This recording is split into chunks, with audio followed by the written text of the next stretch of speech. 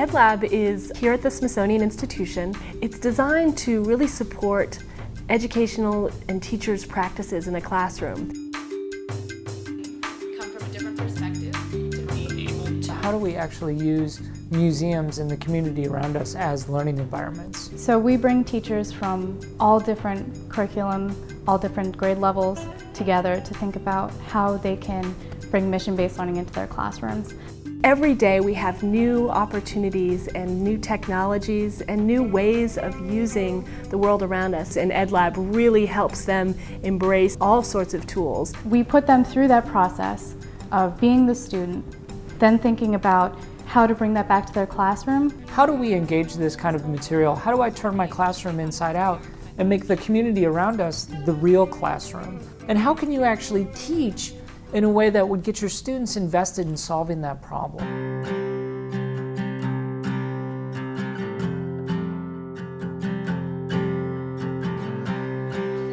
One of our educators that's done some really creative work is Miss Pareen Poonwani at Hardy Middle School.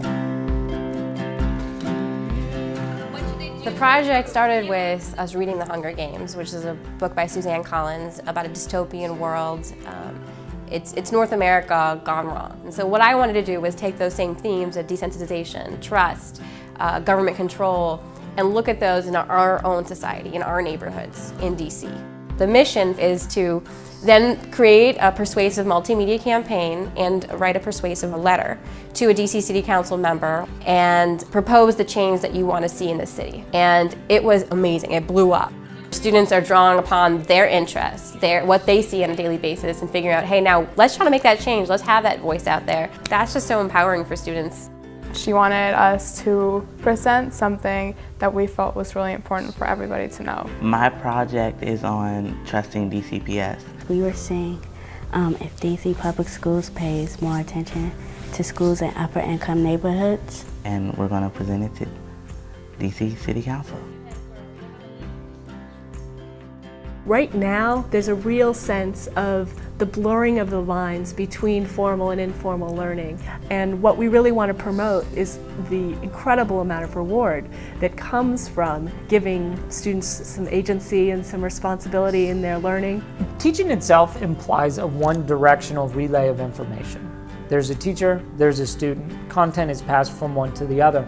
But I really think of teachers more as coaches. There are real benefits to this type of engagement. Whenever you teach a kid how to learn, how to get knowledge and how to use it and how to apply it, it's only going to get better. Our opinions matter, and we're not the only ones who think that. To really be a good teacher, an effective teacher, you have to teach students how to think critically. This really, truly allows them to push the envelope. I need like everybody to stop it. To basically try to minimize it as a whole. I like that. We saw some of the budgets on DCPS's website. Us conducting interviews with principals, assistant principals. How to personally talk to someone and how to connect with them. Give them research and show them that I really took the initiative.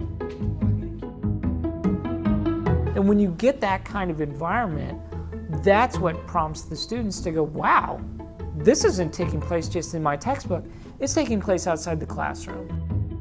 Every time we finished editing, it's, oh, here's another thing you could do, here's another thing you could do. When we came together and we bring different opinions to the table, it was just amazing.